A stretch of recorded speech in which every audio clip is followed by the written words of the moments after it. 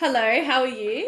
I'm good. I'm good. I'm so excited to be Good. here. Thank you so much for being here. I'm really excited for this conversation. So do you want to start by introducing yourself? Yeah. Beautiful. Yeah. So I am Lurinda, and I always like to start with kind of like my roles and responsibilities because I feel like in the personal development world, they're like, who are you? And I'm like, well, my roles and responsibilities are going to tell you a lot about who I am. So to kick off, I'm a mum. I am a stepmom. I'm a partner. I am a somatic shadow work coach, retreat facilitator, and support coach for the Shadow Alchemy certification. So a fair amount of roles. But the reason that I'm here today is to talk into somatic shadow work and just about like what it actually is and the ethics behind it, the benefits of doing shadow work that's in alignment for you. And honestly, it's like such a hot topic at the moment, but I feel really passionate in talking about it because I deeply, deeply, deeply love shadow work. And I feel like it's getting a really bad rap at the moment. And I'm like, what people are experiencing is not what I'm experiencing or have ever experienced in my life with shadow work. So that's who I am. Beautiful. And I love how you are very passionate about shadow work and Mm. hearing even just the smallest little description of how you see shadow work when I spoke to you earlier. I was like gobsmacked. I was like, wow, this sounds incredible, incredibly healing, and it makes sense and it feels good when I hear about how you explain it. So with that, I'd love everyone to know like what is it supposed to be like? Okay. So I'll kick off with like what shadow work actually is. So shadow work is accepting parts of ourselves that we have been deemed that they're not safe to be, they're bad, all of those things. So this comes through conditioning, so society, family, all of the things. So when you're born, you're actually born with wholeness. You haven't identified which traits that you're not allowed to be. But through conditioning, you will then notice which traits that you're not allowed to be and which traits that you can be. So in our normal conditioning as women, it is better to be selfless, Mm, like like selfless. Yep. So you can't, be too selfish. So then through conditioning, you'll have an example of like, um, you have a little brother, you have a toy that's yours, but he's little and he's playing with it. You're now being taught, hey, I need you to share with him. And you go, but that's my toy. And they go, don't be selfish, share with your brother. And so your nervous system is now noticing through punishment that it's not okay to be selfish. And then constantly it's getting reinforced over and over and over again until you get to where we are now. And as mothers, we tend to be overgiving. We tend to be very selfless. So we go, okay, now I'm burnt out because I'm not receiving. Because if I'm selfish, that is so bad. But mm, what shadow work does is it comes into that trait and going, hang on a second, selfish isn't bad all of the time. Selfish can actually be really beneficial. So how can I bring selfish into my life? Well, I'm going to be selfish in my boundaries. I'm going to be selfish with my energy. So it's kind of just like, cool, where does that trait fit into certain things? And even example from a coaching lens, I'm extremely patient in my coaching. Okay. I have that beautiful trait in my life and in my friendships. I am not. cool. And that's a benefit to me because if my friend rings me and goes, hey, I need some relationship advice, they 100% know that I'm going to get to the point. I'm going to go, do you need me to hold space or are we going to get down to it? And they're going to go, cool, I need you. So then I'm like not patient in that way. But then for a long time, I'm like, okay, everyone tells me it's not okay to be patient, like impatient. Don't be impatient. Don't be impatient. But it's actually really beneficial. So what shadow work does is go, cool, there's a part of me that isn't really aligned here, but I want it to be because it's now doing the opposite effect. Yeah. Yeah. Yeah. And so for me, I will like do a bit of a backstory. When I was in shadow work, for the first like my immersion, I was the fucking hot mess. Like in my immersion, I literally had somebody at the end of it go, wow, I actually didn't think you'd make it through. Because it was like what I do is very somatic as well. So there was a lot of like stored trauma and a stored beliefs of like, I'm not allowed to be this way and I have to do this and I have to do that. But by living in that way, it wasn't in alignment to me or my body. Mhm. So during my shadow work time, I was learning to accept parts of me that I thought were wrong, but they're not wrong. It's not broken. It's just that they need to be accepted for what they are. They need to be put somewhere else, right? Because when we try and push away from a shadow, it will manifest in other ways. So another example of this was like the lazy shadow. And mums have this one as well. And I did not want to be seen as lazy, so much so that I would push and push and push and push. I'd always say yes to things. I'd always do things. I'd always be doing something. And the only time that I was allowed to be lazy was when I was sick. So Mm. then what happened? I created a burnout cycle. Yeah. So that lazy shadow was going, okay, I'm getting seen when I'm sick. So my body was going, cool, we need to be lazy because we're fucking tired. Now you're sick, now you're sick, now you're sick, now you're sick. Instead of going, hey, when is it okay to be lazy? It's actually okay to be lazy. I can have my lazy afternoons with my kids. Mm. I can have my lazy days with my partner. And it's learning that that is not a bad thing. And it's like allowing yourself to accept that part of you because a lot of these shadows are like from perception. I don't want to be seen as this. But if I can see myself in this, it's going to be easier for other people. And it actually doesn't have the same charge. Like if someone was to turn around to me today and go, wow, you're really lazy, I'd be like, okay. Thanks. Yeah. So shadow work in our perspective is a lot of acceptance and compassion and understanding and curiosity. Yeah. Yeah. Yeah. I love that. I saw myself in everything that you just said. Yeah. And it's wild how normalized it is to like shame those parts. It's Yeah. almost like we need to fix those parts. Those parts aren't, they're not actually productive. Like the lazy, we've been told time is running out. Yeah. Like, yeah, like literally being shown time is running out. You need to get your shit together. And I see the concept, but how like I'd love to know Mhm.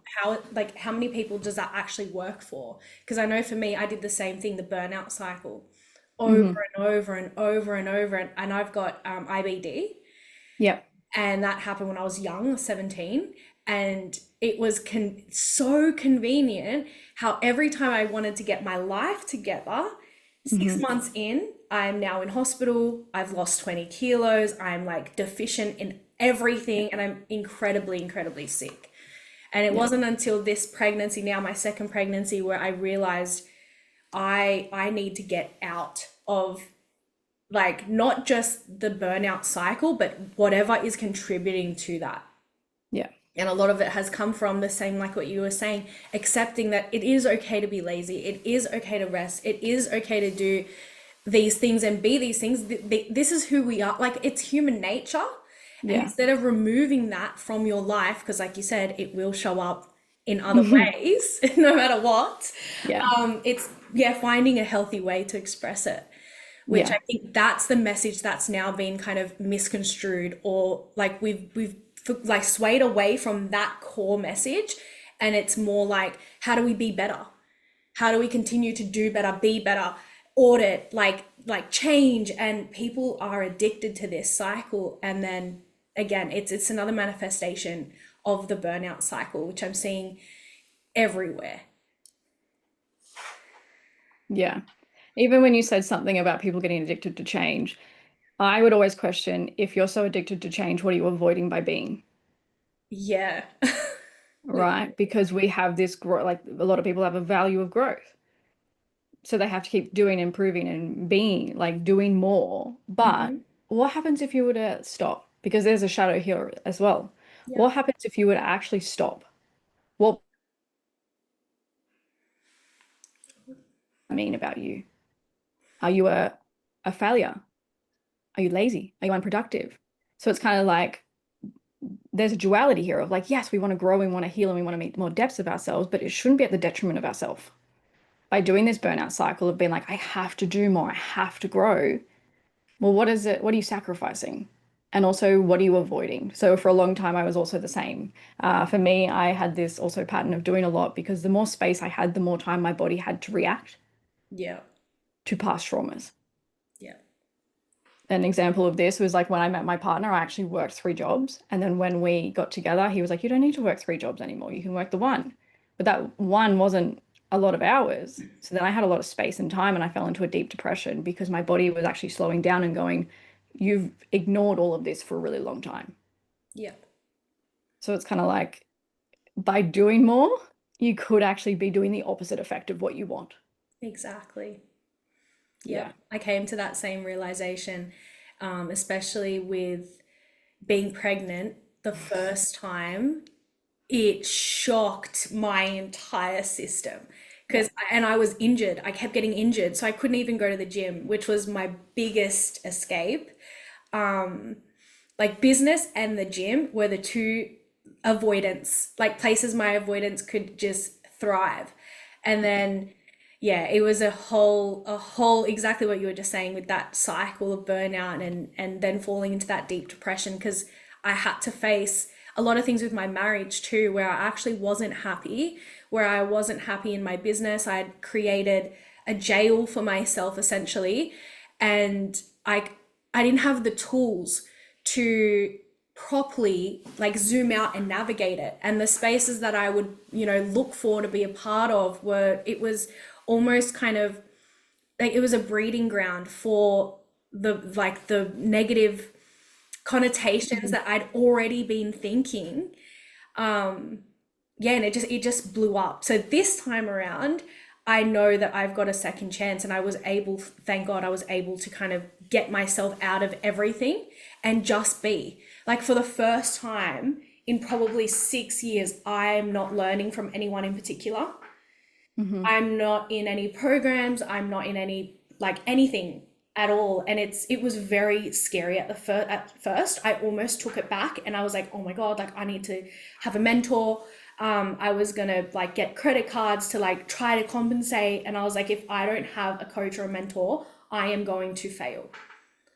Yeah. Especially because the evidence of the first pregnancy by birth, everything was fine, but I didn't have any recurring income in my business. So to me, at this time, I was like, I can't fail like I did the first time because I had to start Yeah. again. Yeah. Yeah. Even what you're saying there, and it's like a very common thing of like, obviously, I'm a coach and I would love for people to work with me, but I want people to be able to have the self-trust and the self-leadership that if they don't have a coach, it's not from a place of negativity, right? So it's kind of like when you're looking for a coach or when you're in this space of going, do I need a coach because that's what I've been told I need to? Otherwise, I'm going to be a failure because that narrative and that belief system of like, you should always have a mentor played out really hard for a few years. But what is the reason? I would want to go into a mentorship where I'm like, hey, I'm actually really struggling with the strategy side of my business, which means that I do need somebody to help me. Not, oh my God, I need to find a mentor to fill this hole. Yeah. And I think that's where a lot of people go wrong. I think like, yes, it's really, really beautiful to have a coach because they mirror things back to you in there and they hold the space. Because for me, I'm somebody who holds a lot of hands in my life, which means that sometimes I need my hand hold. I need somebody to talk to, which is why I would love to have like I have a coach. But I don't have a coach because of I feel like I'm lacking and I must have a coach because that's the thing to do. Yeah. I think that's the space we need to come out of. Like, I think if you're ready to join and get a coach, it should be from excitement of from I'm really ready, not from like, well, I've got to do it because that's what I've been told to do. Yeah. Yeah. Because if we don't, then we're going to fail and you can't do it alone. And I have so many things that is wrong with me that I need help with. And this person looks like that they can help me because that's how their marketing is Mhm. targeted. Um, I literally had this thought of like, this is really savage of me, but um, just because your marketing's good doesn't make you a great coach. yeah. And I feel like a lot of us have had to learn the hard way. And I'm not saying that that particular coach or coaches or whoever it is can't change. It's just that, like, just because somebody's appearance and marketing looks really good doesn't mean that you should just settle on that. Yeah. I had to learn that the hard way as well. We need to, which is actually one of the reasons why this show is alive today, is because of the smoke and mirrors that we're seeing. And especially with shadow work, obviously you're working a lot with subconscious mind, you're working a lot with wounds, traumas, Yeah. and marketing in particular for this kind of stuff. There's so many red flags that I've, been victim to, or even myself have been a part of. Like Yeah. specifically calling out a behavior and calling that a shadow in the sense, for Mhm. example, your mental health. When you're expressing your mental health, you're being an attention seeker. Like Mm. that's insane, insane. And I myself growing up, that's what I was told. that Yeah. anxiety, my depression wasn't real, that my sickness wasn't real, that it was in my head. And, then you see that marketing online, and automatically, somewhere, somehow in your subconscious and energetically, you're like, I need to be around this person because they're reminding me of my childhood and they can heal that part of me. They can help heal that part of me. And I've been in the dynamic where it's co-created a childhood memory dynamic, and the coach is always the one above.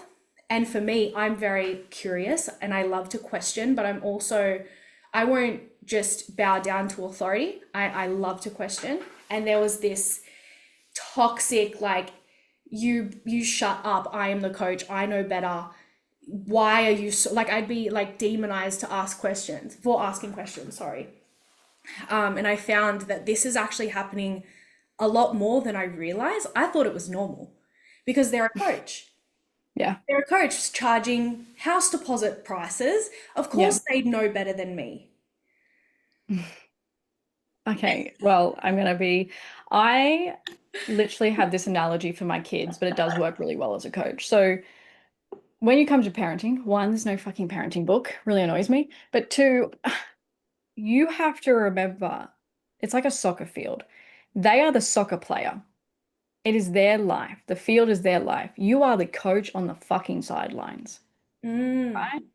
So you're, as the coach, you can go, yeah, great fucking work, or maybe go to the left, or like, all right, maybe come back into defense, or no, it's time for you to move. They're suggestions. What the player does on their field is their journey. So with a coach doesn't have all the answers. I will always say to people, I don't actually have the answers. I have the space, yeah, I have the presence, I have my skill set and my lived experience, but at the end of the day, I'm not the reason that you're healed. You are the reason. You've gone and done the work. You've gone and invested. You've gone and made the time and space for you. Ask the questions. And if I don't have an answer, I'll tell you and be like, hey, actually, I have a really great coach who delves in that. Let me go and ask them, right? Maybe they have a different perspective. And that's why my business is Perspective by Lurinda, because I don't have all the answers, but I have perspectives. And I mm, don't think that coming into a space where you're not allowed to ask questions or that you feel wrong for asking a question is a space that is safe. If I'm doing the work, how am I meant to know what to do unless I ask the questions? yeah, So, like, one, my heart hurts for you because, like I said earlier before we recorded, I am very rarely in spaces like that anymore. mm, And when I do come out of my pocket of personal development, like my little support, I'm like, I don't understand how anyone thinks this is okay. yeah. It's just, it hurts. Like, It's and I'm not even in it. Yeah, it does hurt. It's one of those things that it's so subconscious. It's happening and people are feeding off it and being away from it, and being away from it from a certain for a certain amount of time. I went through the grief. I went through honestly, identity crisis. I truly did. Mhm. I was not okay. I spiraled. I was like, what the hell have I been a part of? What have I on forwarded to my own family? What, behaviors or mindsets or ways of showing up? Like, how have I treated my husband? When my husband, I won't obviously go into detail about his life, but he Yeah. had a really dark, dark time. And the way that I showed up for him was how coaches and mentors that I've had showed up for me, which was very direct, Hmm. very honest, but Hmm. really you're being nasty. And Yeah. it's made to look like I'm just doing you a favor by telling you what nobody else will. And it comes from, like, it may be coming from a genuine place, which for me, of course it was. Like, I love my husband, but I Yeah. wasn't witnessing the damage I was doing to this human, the pressure I was putting onto him. And men already have it hard enough as just being men, married men with a family, the pressure to Yeah. provide and all the things. And I'm sitting there barking at him. Hmm. Like, and yeah, I mean, I obviously wasn't aware of what I was doing. That's just how I'd been raised, and then in the industry as well. how Yeah. I was being taught. So I thought, well, I mean, obviously this is the way.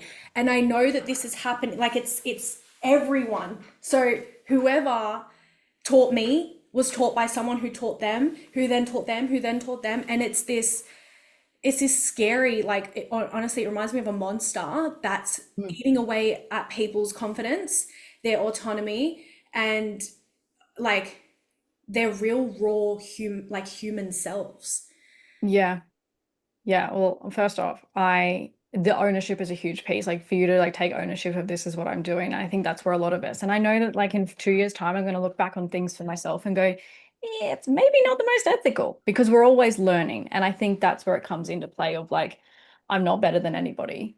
I'm just Yeah. doing my best to make sure that people around me feel safe. And like this is where shadow work comes back in of like what you were talking about of this is the way I've been taught by coaches. I shadow work gives you this identity flexibility, right? Because we talk about authenticity and being your authentic self, but that looks different in every role and responsibility that we have because coach me is different to friend me, who is different to relationship me, who is different to mum me. And instead of going, well, this is the way that I like to receive it, this is the way that I've been taught, so I'm going to pass it on to the next person, I'm going to go, well, they're an individual person. I don't know about all of their ins and outs of conditioning. I don't know all the ins and outs of their trauma or their past or anything. So, and even if I do, I don't know how they're going to react. So I'm just going to hold the space. And as a coach, that's our job. Our job is not to stand above somebody and point the finger. Our job is to stand there and hold a mirror when they are ready. This Mm-hmm. is the thing I think a lot of us are missing is just because we have a shadow doesn't mean it's time to look at it. Yeah. Because sometimes our nervous system is not fucking ready. Sometimes we do not have the capacity or the safety in our body to hold that, which is why, like in certification that I work in, and even in my own clients, priority is safety. Before we touch any fucking shadows, safety. Because you need to have the ability to titrate in and out of dysregulation. We talk about, oh, you need to, you will have moments where you are dysregulated, and that is not a bad thing. Mm-hmm. Right? Because your body is doing exactly what it needs to do. Because dysregulation, body's way of going, this feels scary. This doesn't feel safe. This doesn't feel okay. Talk about safety as well. The nervous system isn't wired for change. It is wired for safety. So through your personal development journey, you are going to be dysregulated because you are changing. It's just how fast do I need to do this? Which is where the time comes in of like, well, I've got a coach. They said I need to be doing this within 6 months. That's not how that works. Your healing journey is unique to you. Yeah. Yeah. 100%. Yeah. It really is a long, like lifelong journey, I'm realizing too. And the part I really want you to expand on is that dysregulation regulation cycle, because I feel like from what I've seen, from what I've experienced, and what I've seen in from other people, is we're getting addicted to that dysregulation. And Hmm. then, like, how realistic is it in a 4 to 6 hour period to Hmm. to like in a healthy way be put under this, pressure, be Hmm. extremely dysregulated, and then be able to walk away after those hours and actually have integrated change? Because from what I've been seeing is we're getting addicted to that cycle, the high, the low, and then a week goes past and we're told, don't lean out. If you lean out, you're gonna, spiral back into your shadows. But I think there's something missing there. I really feel like there's no aftercare, but as Hmm. well, it's been put on us, like, you better not spiral after this. When I think it may be maybe that dynamic of trying to fit a lifelong journey into an event, Yeah. like a small day event, can be really tricky. So I want to hear your thoughts on Yeah. that too. There's a few pieces to start. I'm going to go with the one that probably activates me the most of don't lean out because that's your shadow. And I think that one straight away is bullshit because leaning in constantly is now creating the good girl archetype Mm, of doing as you're told, which is then creating, is like activating a different shadow of the good girl. So it's kind of like, cool, I'm going to go for 6 hours and be dysregulated. And then I'm going to be told that I'm not allowed to lean out. So now I don't have autonomy. and I'm just going to nod my head and do as I'm told. But that's not shadow work. That's being told what to do, right? Maybe your shadow work is leaning the fuck out of Mm, doing something different, of changing and breaking that cycle of just being saying yes. Maybe mm. your shadow work is being like, nope, I'm done. I love this. Maybe your shadow work is standing up and going, I'm just not going to be here.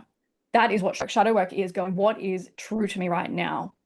And I Interesting. think telling somebody how to heal is not okay. Is not okay. And in regards to when you talk about aftercare, that is integration. Mm, Okay, integration is not doing a little meditation at the end of the day and being like, that's it. No, no, no. Integration is taking, as a coach, taking responsibility that you've just put them in a situation where they went through some uncomfortable shit. So you need to be there. And I think this is probably where a lot of people are going towards more of the harsh shadow work of like this, and this.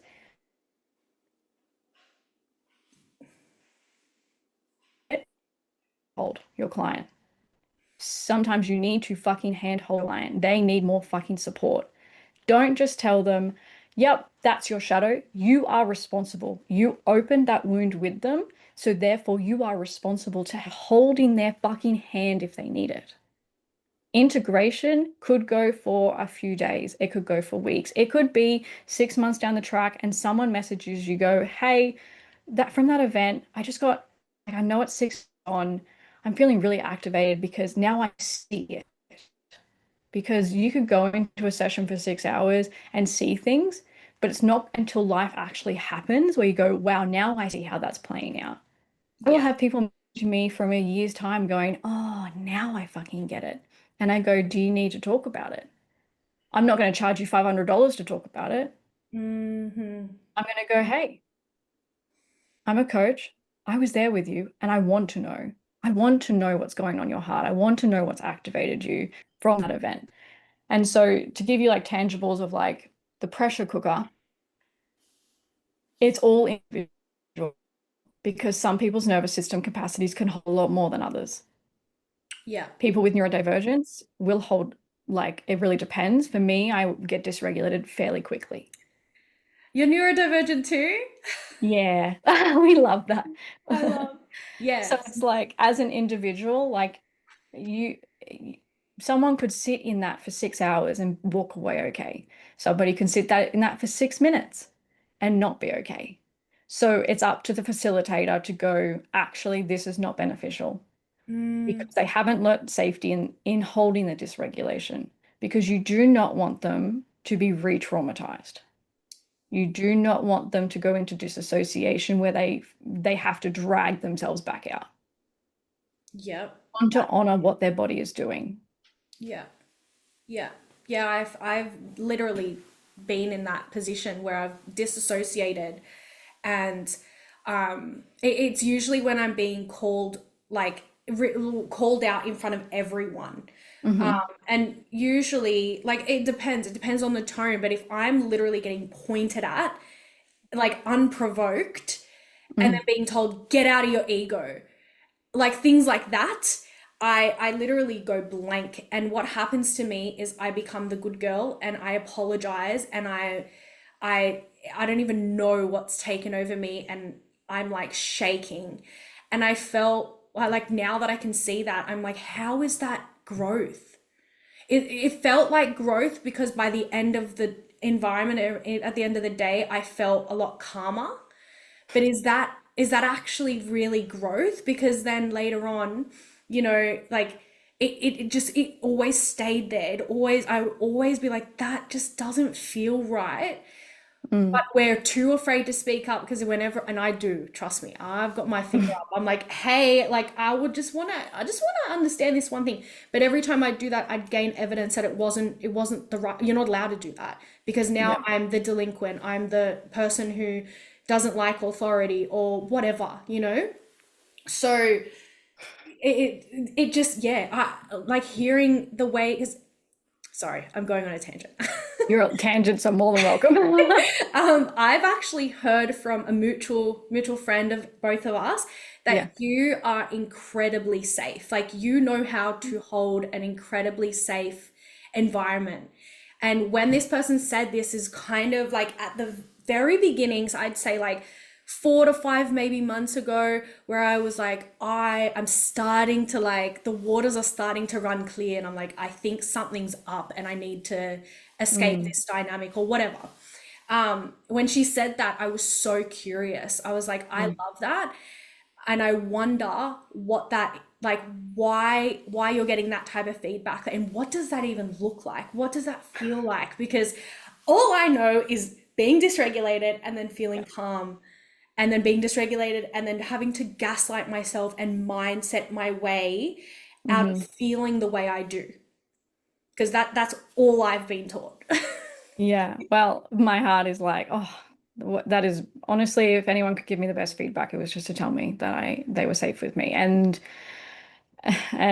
my heart is just like super alive right now. But I can only tell you from the perspective of like what I think safety is, right? And this is coming from like I've worked with a lot of different coaches, not even just like as a mentor, but in the immersion, in the certification, we have the immersion, and then they practice on me as Mhm. well. It's a journey. And it's the ability to be present and listen and to say something that could be so fucking radical and they just hold it.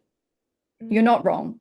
You don't need to be fixed. And this is the thing. I have a big thing in my world of like, you're not actually broken because broken according to who? Just like success according to who? Yeah. A lot of the time, like I can talk on education pieces and sometimes I'll just fucking sit there. I've had sessions where they will just talk. And the thing is, healing and growing doesn't need to be actively doing something. It could actually be being heard for the first time, Mm. saying no. I've had a client turn around and go, fuck you. And I'm like, okay. And then she just stood, and at a retreat, she stood there and she said, fuck you, fuck you, fuck you, fuck you, fuck you. And I was just like, I had to hold it. She's like, Mm. that activity was shit. And I was like, it was. And then she's like, oh, and then later she's like, just, I didn't mean to say that. And I'm like, no, no, you did. And that's okay.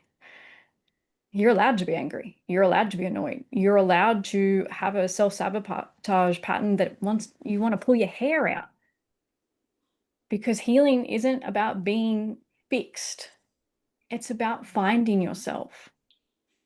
And I think that's like what makes the spaces that I'm in and that I hope to hold of like it's a relational space.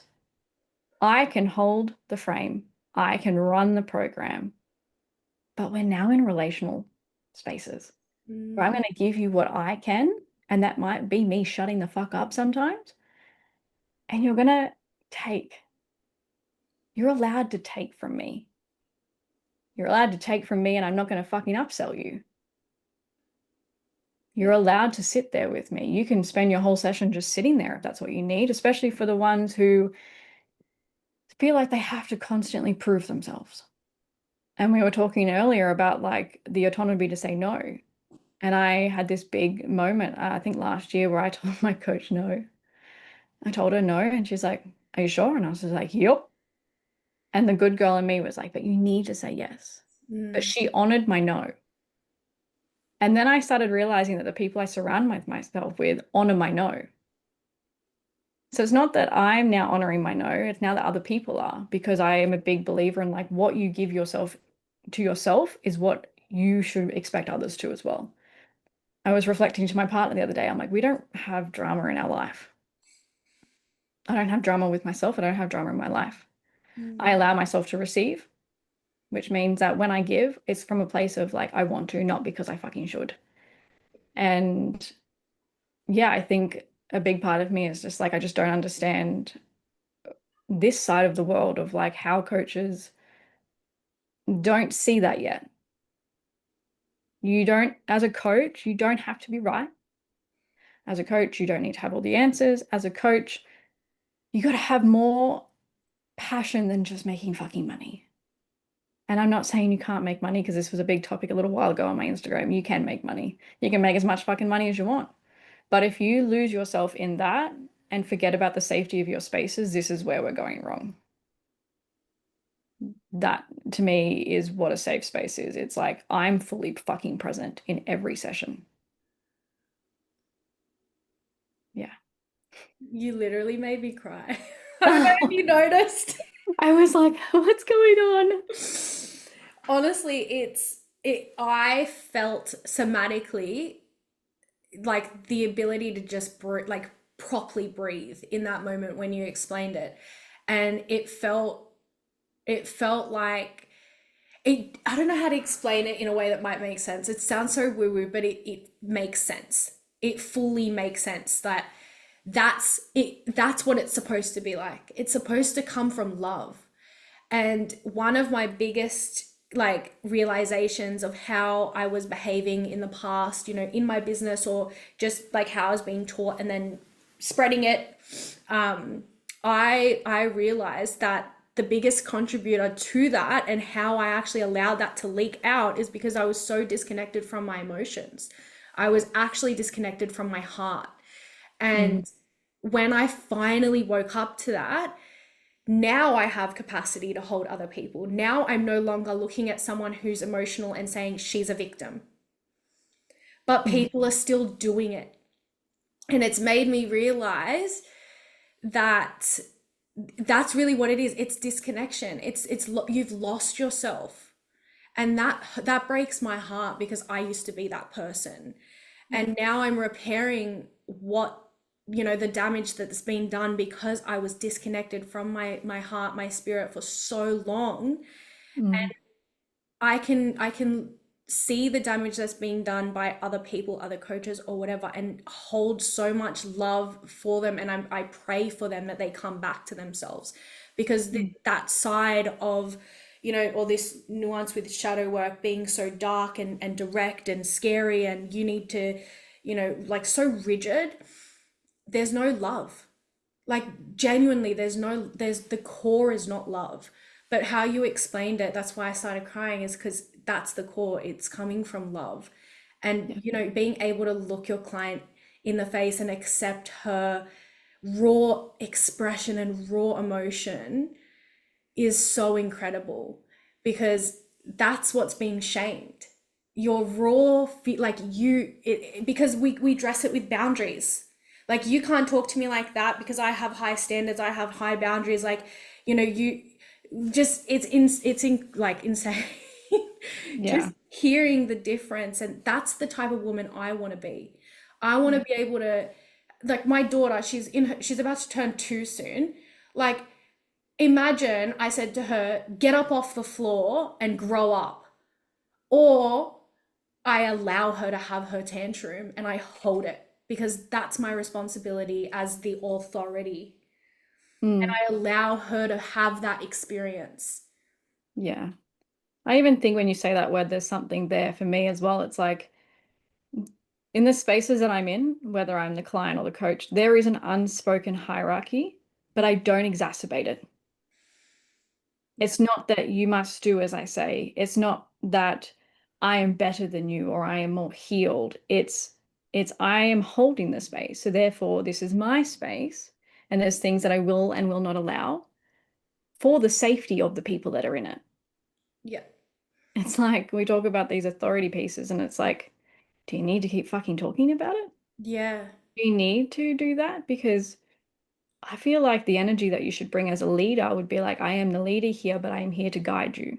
Mm. And I think something else that really activated me was when you talk about the victim, because this is such an interesting concept. Because by pushing away the victim, you're actually sitting more in the victim. It's manifesting, right? And there's nothing actually, I don't know how this got misconstrued. So I actually had a victim shadow for a really long fucking time. And there's moments where I still do because sometimes I am a fucking victim to the situation, Yeah. right? And I pushed that piece of me away for a really, really long time, so much so that it was driving me Mm. of proving to everybody that I wasn't a victim. So I wasn't coming from a place of Me. like, yeah, I wasn't coming from a place of like, I'm here because I love what I do. I was coming from a place of let me prove to everybody how I'm not a fucking victim. Mm-hmm. Therefore, the victim's coming out.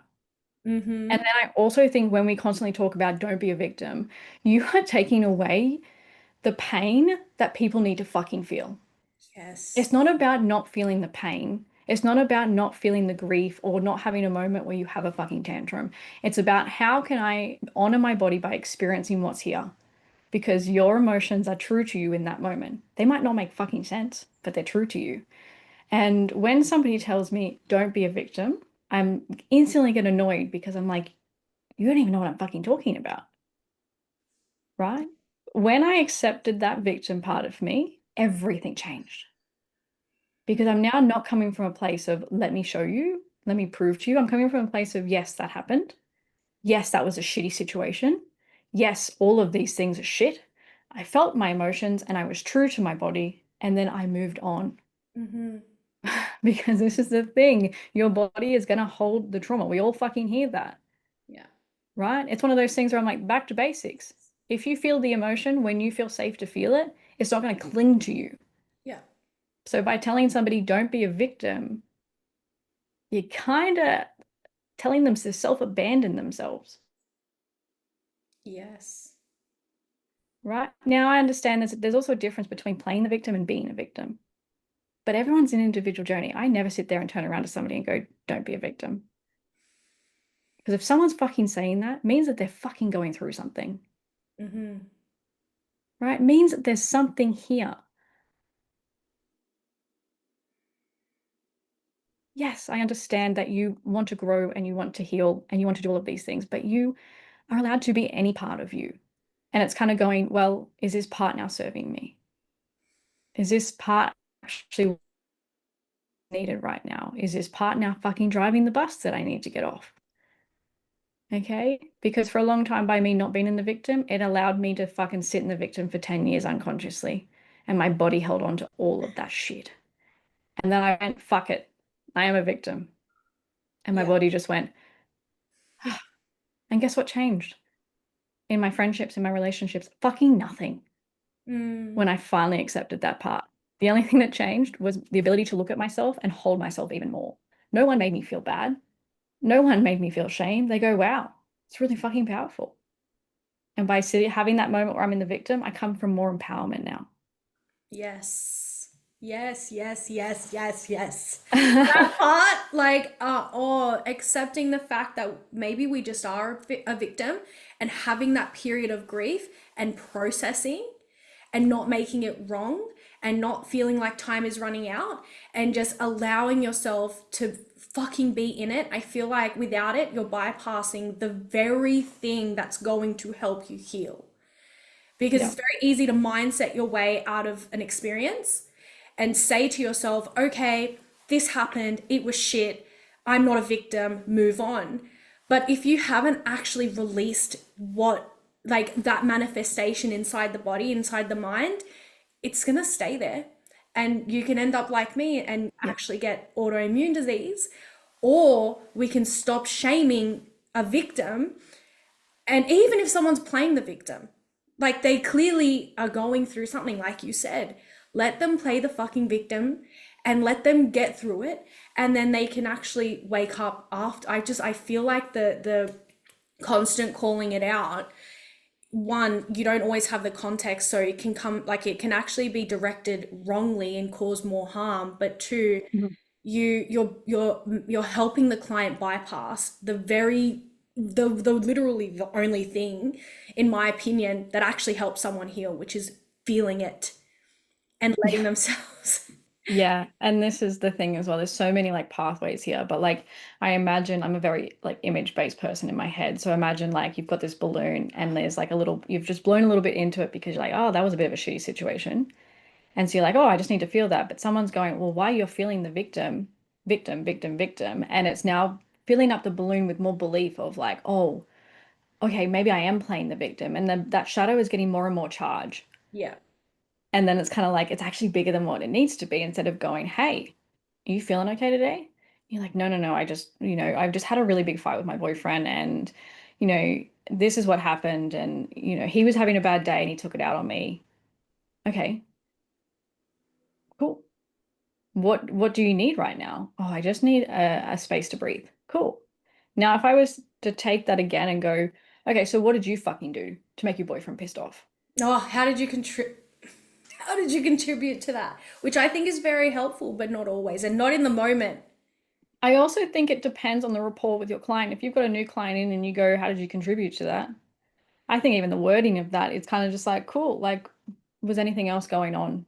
What do you feel about that? And even like you can pull a shadow from projection as well of like, oh, my boyfriend's just so fucking inconsiderate. Okay, cool. Do you want to, and this is the permission piece, is always, this is probably a big piece that I miss, permission.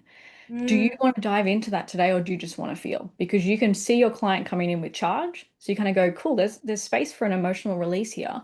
Or do we want to work on this shadow? Why is him being inconsiderate so frustrating to you?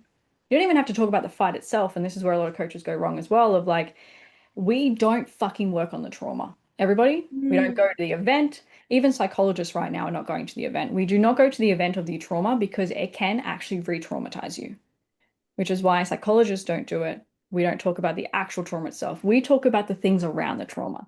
So, mm, to give you an example, I was sexually assaulted, and for my healing, it wasn't about the fact that I was assaulted. It was I kept myself bigger in my weight because anytime I had gotten skinny, something bad happened to me, mm, right? So, there's a charge here around being seen, right? Another charge is I don't feel like I trust people because I said no and somebody still ignored me.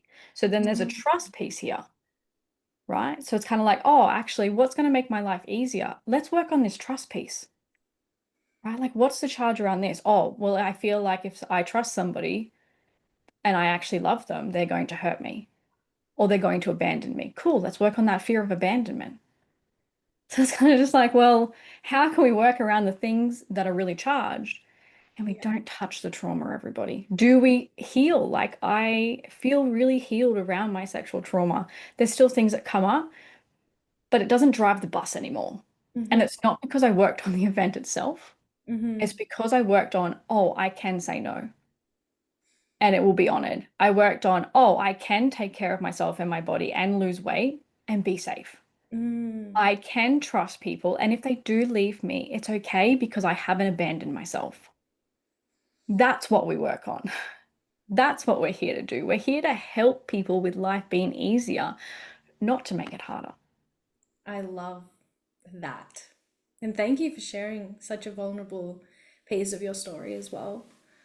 Thank you for holding that. Yeah, it's a big piece that I've been working through recently of just like being visible in that because obviously the victim comes out for me as well of like, there's going to be people who, and this is a big thing that I learned, there's going to be people who judge you Mhm. for that, and it doesn't actually change my truth. Yeah. And the other thing is, I have to remember that I am in control of myself and I can't control others because the other thing that I feel like shadow work has gone a bad rap for is judgments. It's actually very much human nature to judge people. It's the intention that you do it with. If you're judging somebody to put somebody down, it's time to look in the mirror. Yeah. If you're judging somebody and you're going, "Oh, okay, well why am I judging that person? Is it because that's not really in alignment with my values or is it telling me something about myself?" Yeah. Right. And an easy example is my child started school last year and he goes to a private school and all the mums have their Range Rovers and they're all done up. And I was like, oh, I'm judging these women. And I'm like, oh, hang on a second. It's because I don't dress up the way I want to. Mm. Because I'm not showing up the way I want to and they are. And that's annoying the shit out of me. So it's just like shadow work is curiosity about like what's actually playing out. I have to interrupt this program. I am so Mm. sorry. I am busting like so bad. I can't Go for it. concentrate. Okay, I'm gonna pause the recording. Thank you. Just 2 minutes. Okay, cool. Um, okay, cool. So, what do you think would change in the coaching industry if there were more coaches that led like you? Oh no, I don't even like that. That was like, oh, I think I want coaches from to lead from integrity from themselves. I want coaches who are themselves. Mm, I don't want cookie cutter versions of yeah. me because I want coaches to know who they are, and this is where they need to do the work themselves. So it's like know who they are and know their strengths because even with the certification, Caitlin and I are very different, and I lead with more nurture Mm, And she is definitely such like a, I have it in me as well, but she's such a teacher archetype right now, right? mm, And that is what is needed. And also she's the strategist behind it. So she leads in authenticity as a coach for herself. And I lead in mine. I want coaches to find out who they are beneath all of the noise and how they want to lead. Because I tend to attract certain women as well, women who have had their autonomy taken away, women who want more from their lives, but they feel like they're too selfish if they do that, women who are having fucking identity crisis. mm, That's my niche area. That's my expertise. My retreats also are very different to other people's retreats. I am a support retreat. There's mm, lots of retreats where it's like, come on, take ownership. That's cool. I'm like, well, I want to support you. You've been supporting everybody else, so let me support you.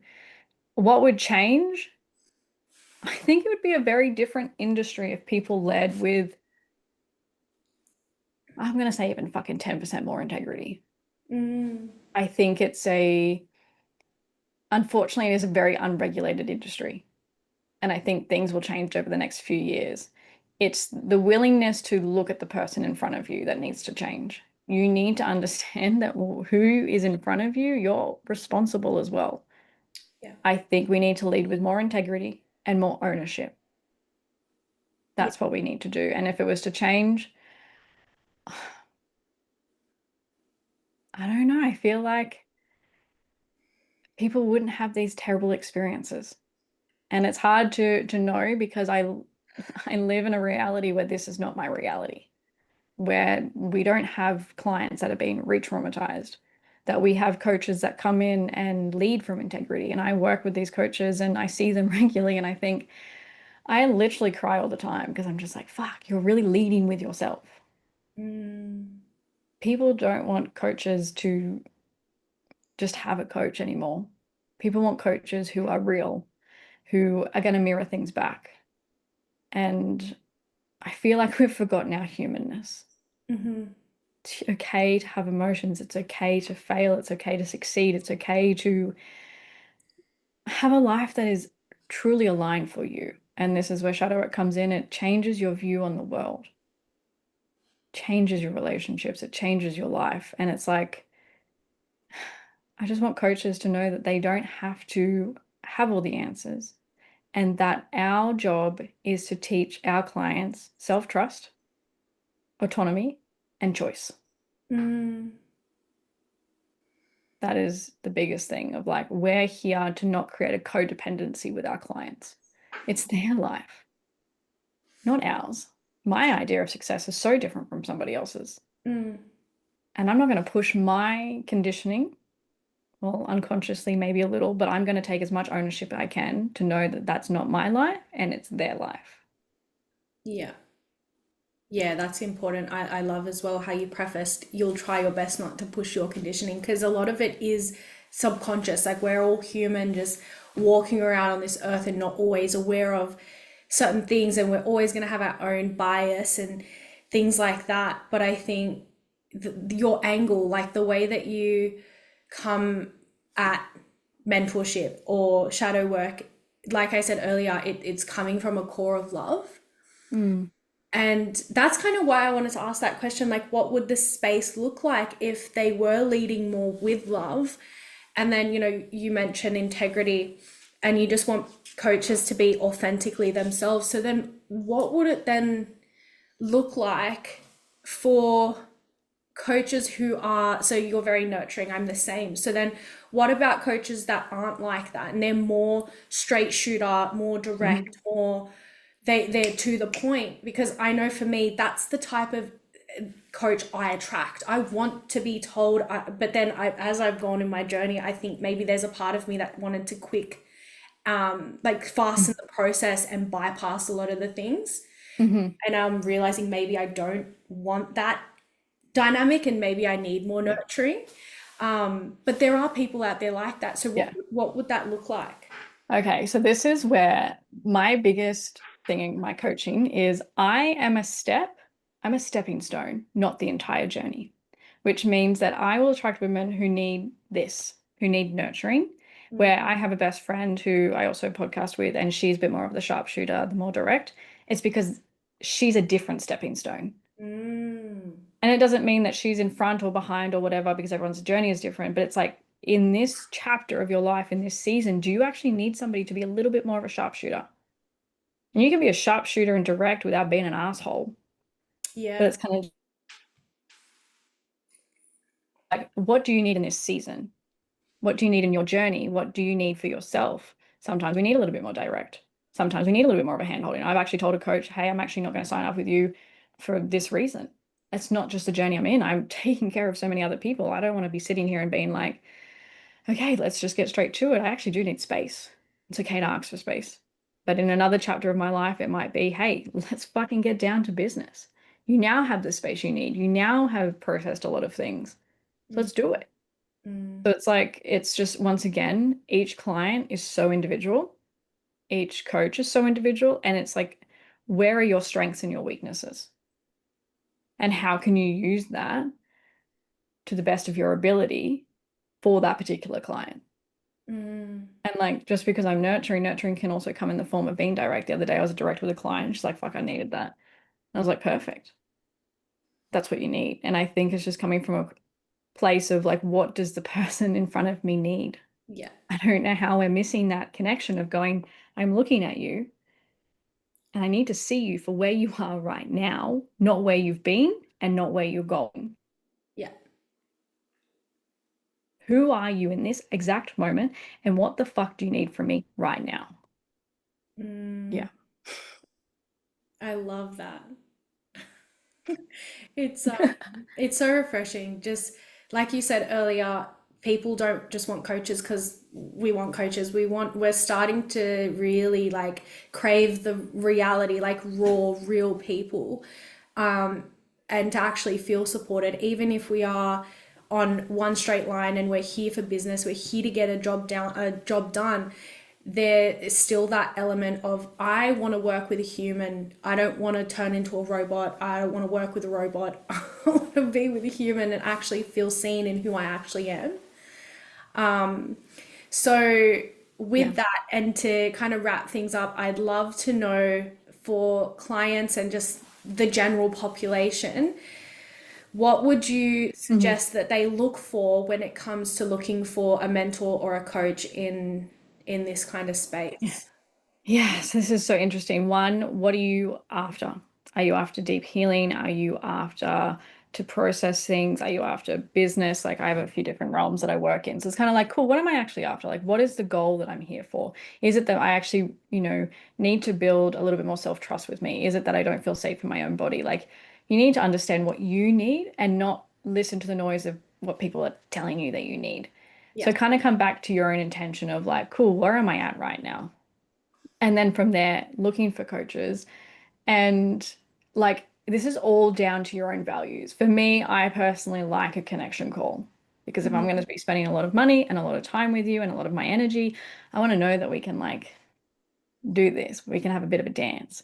And so in that particular connection call, I am somebody that you're not going to get a yes to on a sales call 99% of the time Mm. because I, for me personally, don't want to hear the noise of your sales talk. Yeah, I avoid them. I avoid anyone that says you have to get on a call first. I will not even look at you. Even though the connection call could be so important, I think Hmm. it's been taken advantage of and it's Hmm. become about that sales Yeah. And call. this is the thing. I'm actually so fucking happy to listen to somebody's sales talk because I do it, right? But I want to know how they're going to handle when I tell them that I'm not going to sign on right now. Mm. I want to know how they move around that. Because for me, there's a few reasons why I don't want to do the sales. Like, I don't want to say yes.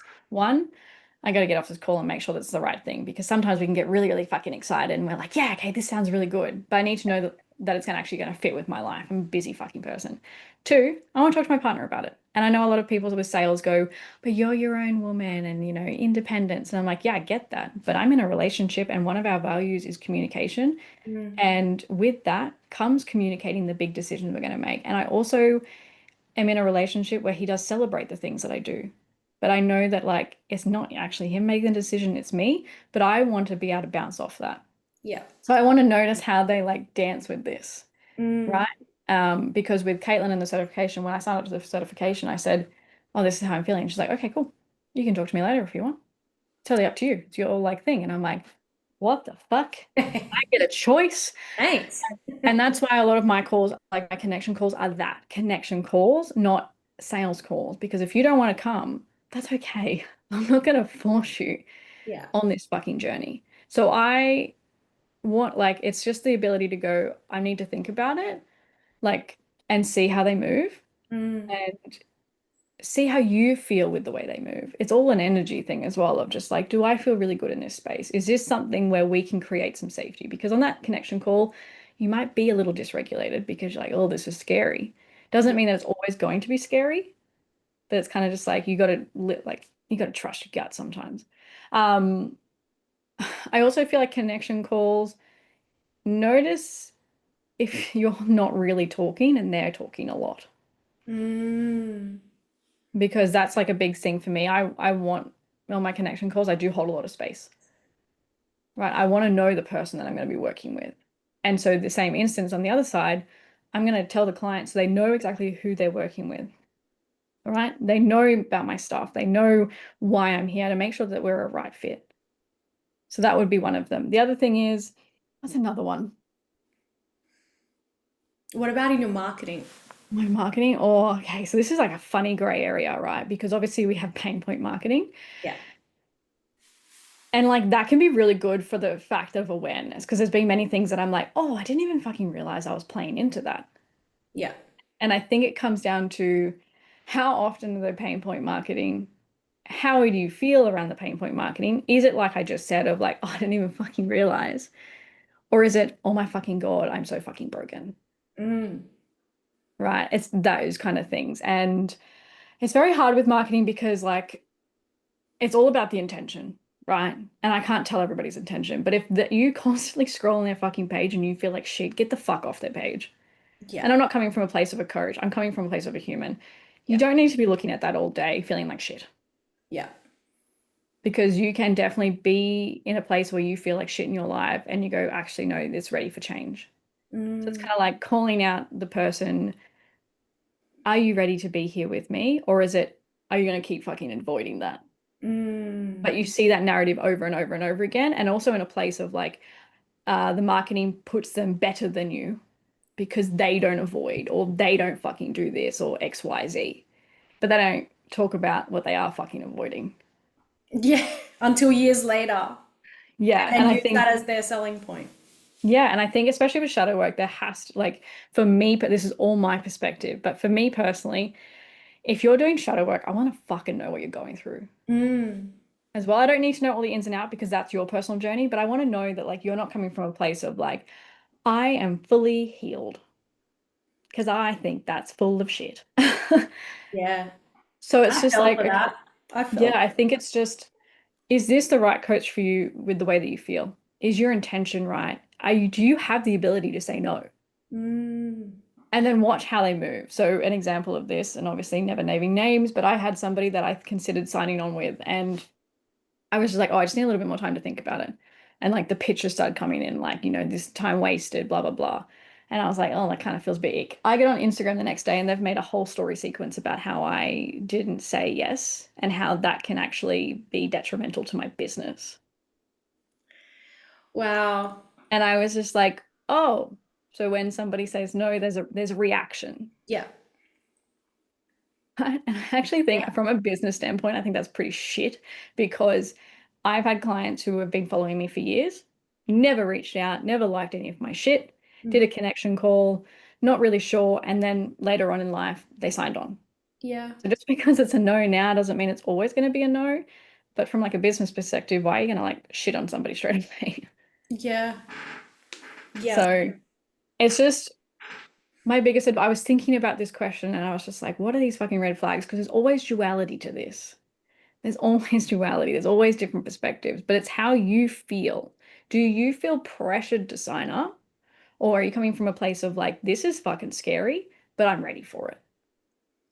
That's Because it. it's not always going to be a fuck yes. It's going to be like, oh, this is fucking stretchy, Yeah. but I'm ready for it. Yeah. Yeah. Yeah. Oh, there's so much more that we could dive into, especially that part. Because with shadow work, a lot of it is like, where can we own up to our own thing? And so it's like, how do I know I'm not just feeling pressure or I'm not just feeling shame? Mm. So that's a whole shebang. I mean, I'd love to, I know we have to Yeah. run and wrap it up, but I would love to continue this conversation. Yeah.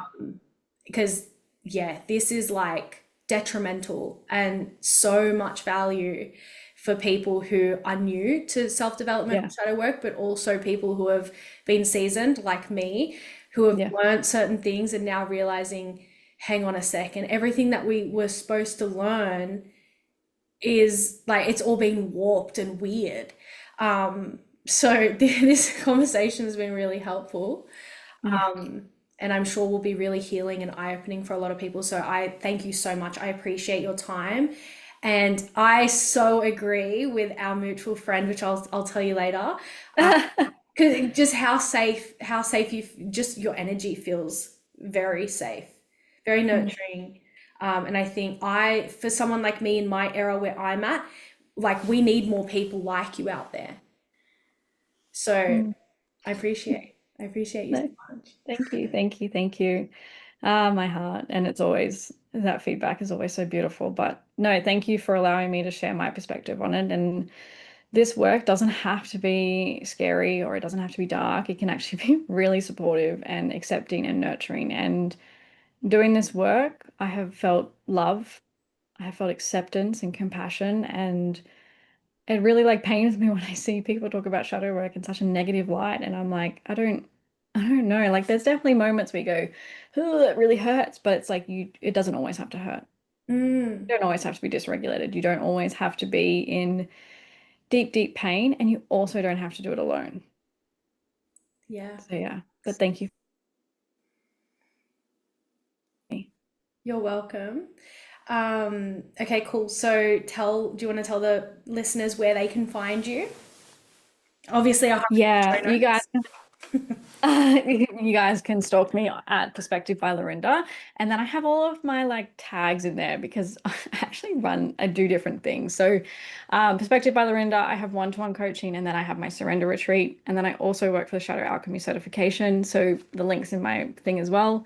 And then I also work with the Feminine Wealth Club as well. So, that's shadow work and business mentorship. So, notes. it's I, exciting. But yeah, have a stalk, but also don't just stalk. You can always reach out and talk to me about things. My DMs are an open space. So yeah, yeah, but thank you. I love that so much. Thank you so much. Okay, bye.